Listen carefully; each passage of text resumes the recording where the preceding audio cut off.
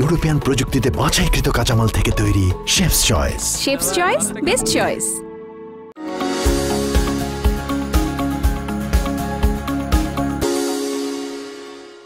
দর্শক আমন্ত্রণ জানাচ্ছি ঈদ পূর্বক আঞ্চলিক রান্না বিষয়ক বিশেষ অনুষ্ঠান শেফস চয়েস কুরবানি রান্না অনুষ্ঠানে।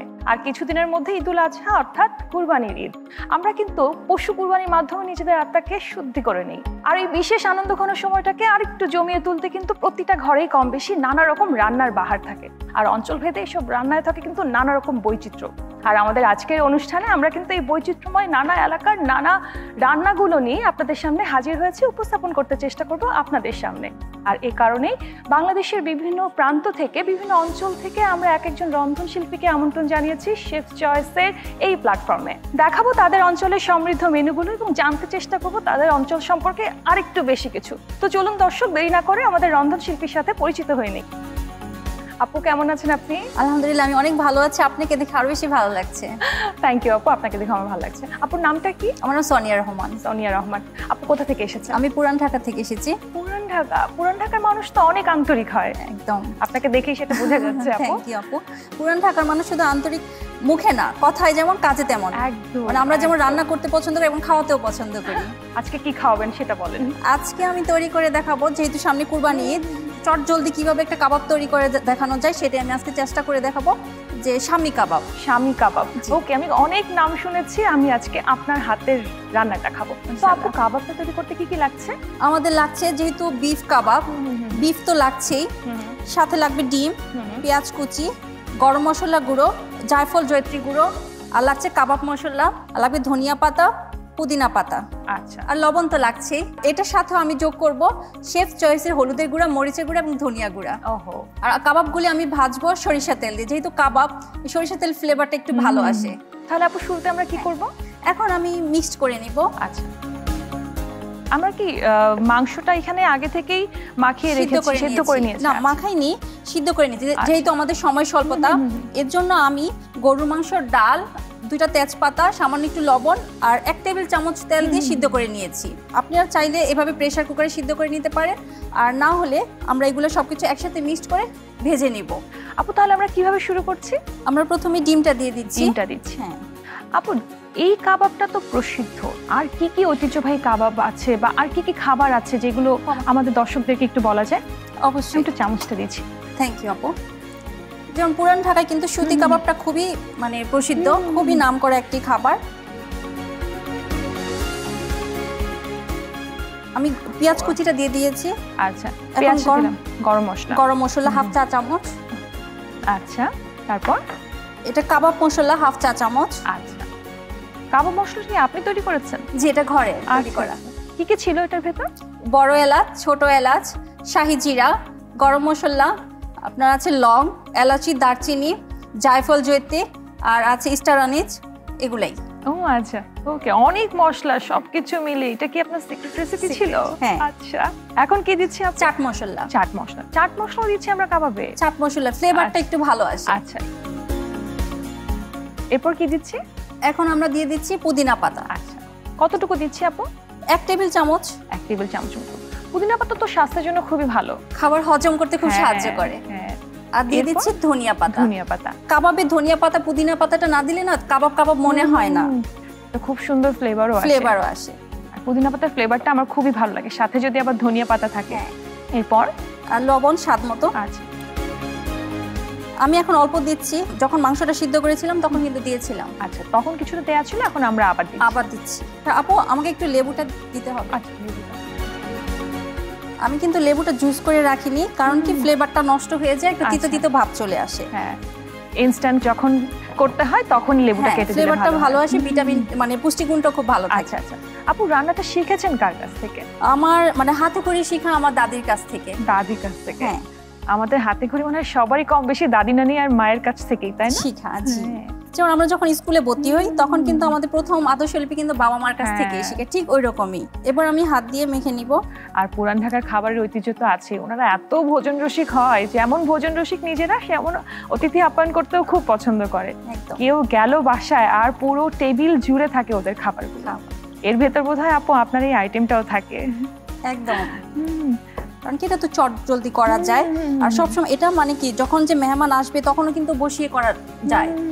কাবাব তো খাই হচ্ছে বিরিয়ানি দিয়ে, তাই না? এই বিরিয়ানি কথা তো আপনি একটু বললেন না আপু, এটা কি করতে পারেন?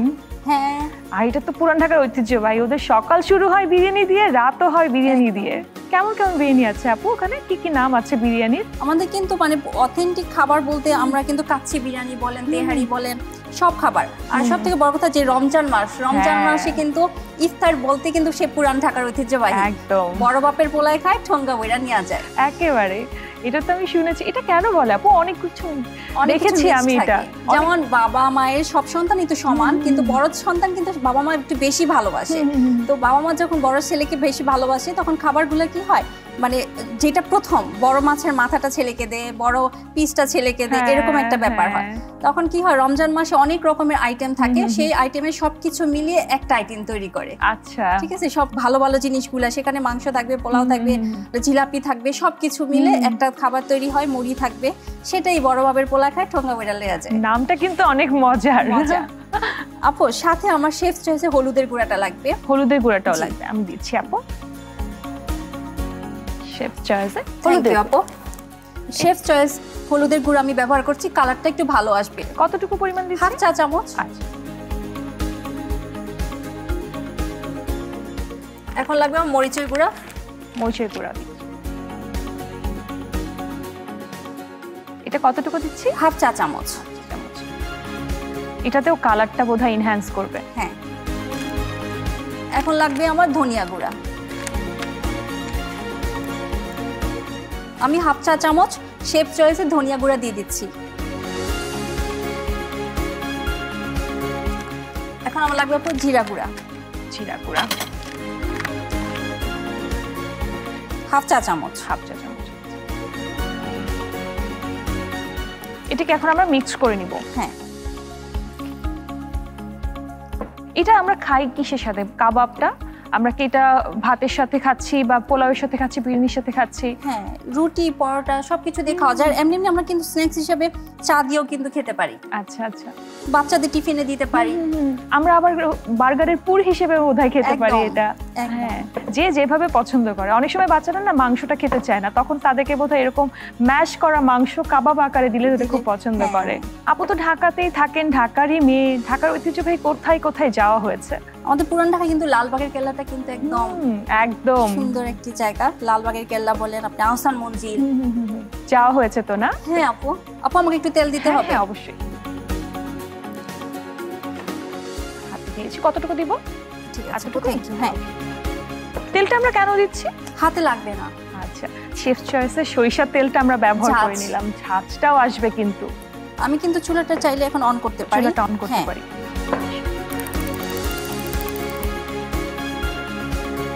আপু কাবাবগুলো বানানোর জন্য আমার একটা প্লেট লাগবে। ওকে, অবশ্যই।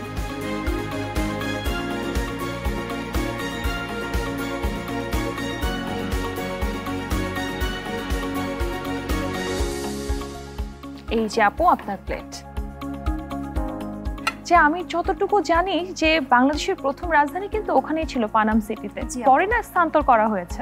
জি, এটা সম্পর্কে কি জানেন? আপনি পানাম সিটিতে গেলে বুঝবেন যে একটা এত সুন্দর একটি জায়গা, ঐতিহ্যবাহী, মানে এত সুন্দর জায়গা, মানে বলার মতো না। যে আগে যেই মোগল আমলের যেই বাড়িগুলা হয়, হ্যাঁ কারুকাজগুলা সেই পানাম সিটিতেই। আচ্ছা, খুব সুন্দর একটি জায়গা। হ্যাঁ হ্যাঁ, সেটা কিন্তু নারায়ণগঞ্জে অবস্থিত। আচ্ছা, ওটা নারায়ণগঞ্জে অবস্থিত। আচ্ছা আপু, আমার মনে হয় এখন গরম হয়ে গেছে, কি তেলটা দিয়ে দিব? হ্যাঁ, তেলটা দিয়ে দিবেন। ফ্রাই প্যানটা গরম হওয়ার পর তেলটা দিলে কি হয়, তেলের পুষ্টিগুণটা ঠিক থাকে।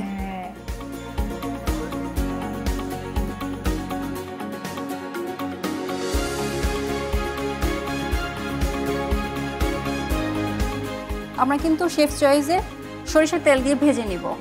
আর আমি এখন শ্যালো ফ্রাই করবো। এটা কিন্তু হেলদি একটা খাবার, কারণ অনেক কাবাব হয় যে একদম বেশি ডুবা তেলে ভাজা হয়, এটা কিন্তু একদম শ্যালো ফ্রাই, অল্প তেলে ভাজবো। আচ্ছা আচ্ছা,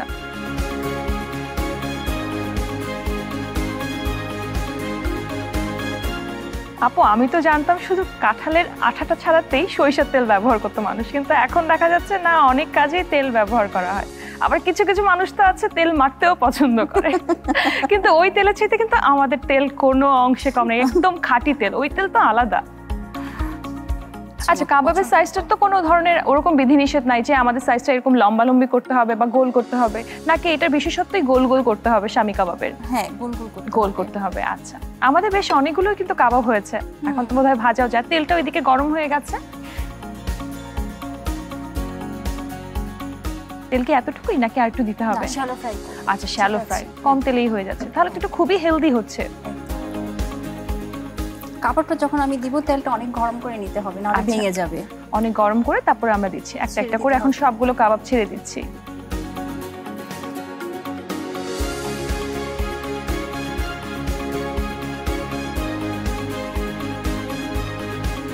এটা তো ভাজতে বেশ একটু টাইম লাগবে। হ্যাঁ, একটু টাইম লাগবে। ততক্ষণ ভাজতে থাকুক আর আমি ততক্ষণে একটা ব্রেক নিয়ে আসি। দর্শক, আমাদের এখানে রান্না হচ্ছে ঢাকার বিখ্যাত স্বামী কাবাব। এখন সময় হচ্ছে একটি বিরতিতে যাবার। বিরতির পর আবারও ফিরে আসছি শেফ চয়েস কুরবানি রান্না নিয়ে, সঙ্গেই থাকুন। এবার আমরা খাবো। এত কম খাবার মাসুদ? 12 কেজি মাংস এনেছি। 3টা বড় মাছ তুলা ভাই। তাহলে কি চেঞ্জ হলো? মশলা নতুন শেফস চয়েস। যদি চান এমনই সুস্বাদু খাবার যা চেটেপুটে হবে শেষ, তাহলে নিন ইউরোপিয়ান প্রযুক্তিতে বাছাইকৃত কাঁচামাল থেকে তৈরি chefs choice. Chefs choice, best choice. Crystal Grains, quality matters. দর্শক, ফিরে এলাম বিরতির পর। আছি শেফ চয়েস কুরবানি রান্নায়, আর এখানে তৈরি হচ্ছে স্বামী কাবাব, ঢাকার বিখ্যাত স্বামী কাবাব। চলুন দেখা যাক কি অবস্থা। আপু, কি অবস্থা আমাদের কাবাবে? আমাদের মানে এক পিঠ হয়ে গেলে আমি উল্টিয়ে নিব। আচ্ছা, এক পিঠ হলে পরে আমরা উল্টে দিচ্ছি। আপু, আমাকে একটা কাঁটা চামচ দিতে হবে।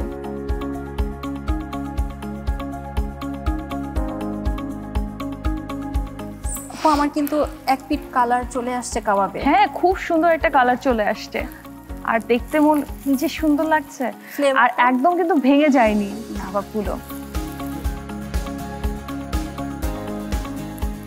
আচ্ছা আপু, এই কাবাব তো হলো, আপনি কি অন্য কোনো কাবাব সম্পর্কে কোনো মজার ঘটনা আমাকে বলতে পারবেন? সুতি কাবাবটা কিন্তু অনেকেই ভয় করতে চায় না। কেন? কারণ সুতি কাবাবটা একটু ঝামেলা বেশি, কষ্ট বেশি। তো আমি ওই মানে সহজ একটা টিপস বলে দিতে পারি। এই কাবাবটা আমি যেভাবে প্রসেসিং করেছি, মেখেছি মশলা দিয়ে, ওইভাবে করে শুধু বড় গরুর মাংসর যে পিসগুলা হয়, ওই মাংসগুলো একটু বড় বড় করে কেটে পাতা স্লাইস করে থেতলো করে একটু বড় হয়ে যাবে রুটির মতো। তারপরে এই কাবাবটাই ভিতরে রোল করে সুতা দিয়ে পেঁচিয়ে ভেজে নিলে হয়ে যাবে আমাদের সুতি কাবাব। আচ্ছা, এক ঢিলে দুই পাখি মারা যাবে। হ্যাঁ, আর এই কাবাবটা কিন্তু সিদ্ধ হওয়ার কিছু নাই, কাঁচা থাকারও কিছু নাই। আমি ডালটা আর মাংসটা কিন্তু সিদ্ধ করে নিয়েছি। আচ্ছা আপু, পুরান ঢাকার একটা মজার কাহিনী কিন্তু আছে। ওখানে বাড়িগুলো এত লাগোয়া লাগোয়া থাকে, দেখা যায় যে বলে না, মেরে সামনে বালি কামরে মে এক চাঁদ সিতারে রেহতি হ্যায়। এরকম কি কখনো হয়েছে যে বাড়ি বাড়ি লাগোয়া বাড়িতে কোনো একটা কাউকে পছন্দ হয়েছে, একটু টাঙ্কি মারলেন, একটু সেটাই যে একটু ঘন্টা বেজে গেল, এরকম কিছু হয়েছে কখনো? সেটা তো হয়, যেহেতু বিল্ডিং এ লাগানো, বারান্দায় আসা, তাকায় থাকে, এটা তো একটা মানে কমন ব্যাপার। সেটাও বিভিন্ন রকমের প্রোগ্রাম হয়, কারো বাসায় কারো আসা যাওয়াটা কিন্তু খুব বেশি হয়। ওইখান থেকে কিন্তু সূত্রপাত হয়। বিকেলে ছাদে উঠা, ঘুড়ি উড়ানো, যে কোনো প্রোগ্রামে কিন্তু এই জিনিসগুলো বেশি হয়, যেহেতু ঘনবসতি, এই জন্য টাঙ্কি মারার চান্সটাও বেশি। হ্যাঁ। আর পুরান ঢাকায় কিন্তু মানে হয় না যে পুরান ঢাকার ছেলে মেয়ে এক জায়গা থেকে আরেক জায়গায় বিয়ে, এটা কিন্তু খুব কম হয়। এটা কেন কম হয়? যে যেখানকার সেখান হলেই ভালো হয়। ম্যাচিং এর একটা ব্যাপার আছে, মনের সাথে একটা মিলের ব্যাপার আছে, কারণ সব একই মায়ের কিন্তু দুই বোনের মিল হয় না, ঠিক ওই রকমই। শুধু কি এটুকুই, নাকি নিজেদের জায়গার ভাগ দিতে চান না বাহিরের কারোর সাথে? সেটাও হতে পারে। খুব সুন্দর, আমাদের তো হয়েই গেল বোধহয়। হ্যাঁ, আর একটু হবে। আপু তো রান্না সম্পর্কে অনেক কিছু জানেন, এর বাইরে আর কি জানেন? এর বাইরে আর কিছু, আমার পুরো জগৎটাই রান্না নিয়ে। আমি জানি এটা অলরেডি একটা শিল্প, কিন্তু তারপর থাকে না একটু রান্না করতে করতে গুনগুন করে গান গাওয়া, একটু নাচা, থাকে না, আয়নার সামনে দাঁড়িয়ে আমি একটু নেচে নিলাম, এরকম কোনো কিছু কি আছে? আমার ছোটবেলায় কিছু না, জায়েদ খানের মতো জাস্ট হালকা পাতলা একটু নাচ। আমি বলছি না ওরকম জায়েদ খানের মতো ডিগবাজি দেন, বাট থাকে না অনেক সময় অনেকে অনেক কিছু কিন্তু পারে।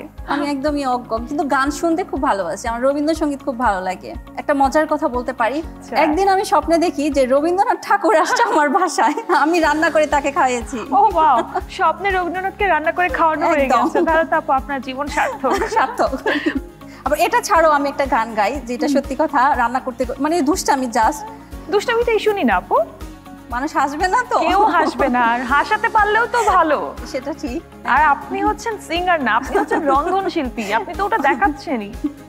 আমি যখন রাতে বসি বন্ধু বাজায় বাঁশি, রান্না বান্না ছেড়ে আমি কেমন করে আসি। এটা হচ্ছে পাক্কা রাঁধুনির গান, মানে রান্না থেকে অন্য কোথাও যাবে না, একেবারে রান্নাই ফোকাস। হ্যাঁ হ্যাঁ, আমি তাহলে চুলাটা অফ করে দিতে পারি। চুলাটা আমরা অফ করে দিই। আমি এই স্বাদের ভাগ কাউকে দিব না। পুরোপুরি একেবারে সার্ভিং এ চলে যায়। হ্যাঁ হ্যাঁ, আমি কি তাহলে সার্ভিং ডিশ দিব আপু আপনাকে?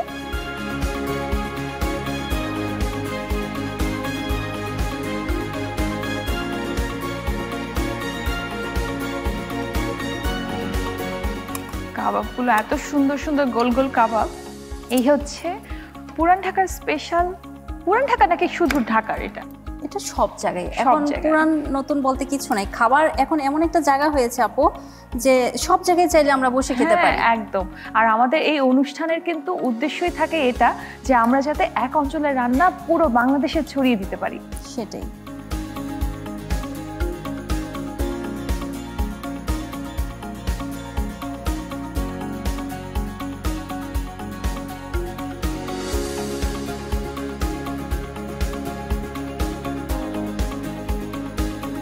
এটা সাজাবার কিন্তু আপু আর কিছু নেই। আর আমি সাজাবার এটা আমি যেটা দিয়ে খাবো, যেগুলো দিয়ে খাওয়া যায় ওইটা দিয়ে সাজাতে হয়। যেমন আমি কাবাবের সাথে কিন্তু কাঁচা পেঁয়াজ খেতে পারি, টমেটো খেতে পারি, কাঁচা মরিচ খেতে পারি, আর টমেটো সস খেতে পারি, সাথে আপনি চাটনিও খেতে পারেন। হ্যাঁ, এটার সাথে আর কিছু দেওয়ার নাই, শুধু আমি একটু ধনিয়া পাতা ছিটিয়ে দিতে পারি, জাস্ট একটু দেখার সৌন্দর্য, আর কিছু না। এমনিতেই কাবাবগুলো দেখতে অনেক সুন্দর লাগছে। আপু তৈরি হয়ে গেল আমাদের পুরান ঢাকার ঐতিহ্যবাহী একটি খাবার, স্বামী কাবাব আপনার জন্য। থ্যাংক ইউ সো মাচ আপু। আমি তো ওয়েট করেছিলাম কখন আপনি আমার হাতে তুলে দিবেন। আপু থ্যাংক ইউ, এত কষ্ট করে এসেছেন, এসে আমাদের জন্য স্বামী কাবাব রান্না করে দেখিয়েছেন। থ্যাংক ইউ আপু। আপনাকেও ধন্যবাদ, সাথে শেফ চয়েসকে ধন্যবাদ এত সুন্দর একটি প্রোগ্রামে আমাকে আমন্ত্রণ জানানোর জন্য। দর্শক, এই ছিল আজকের আয়োজন। আমার হাতে আছে ঢাকার স্পেশাল স্বামী কাবাব। আমি জানি আপনাদেরও খেতে ইচ্ছে হচ্ছে, আর খেতে চাইলে কিন্তু এই কুরবানির সময় মাংসের একঘেয়েমি যেই ভাবটা থাকে সেটা দূর করার জন্য এই কাবাব বানিয়ে খেতে পারেন চটজলদি। দর্শক, আজকের মতো বিদায় নিচ্ছি, তবে কথা দিচ্ছি আগামী পর্বে আবার চলে আসবো নতুন কোনো অতিথিকে নিয়ে, নতুন কোনো অঞ্চলের মজার কোনো রান্না নিয়ে। সে পর্যন্ত সাথে থাকুন শেফ চয়েস কুরবানির রান্নার, এবং চোখ রাখুন আর টিভির পর্দায়।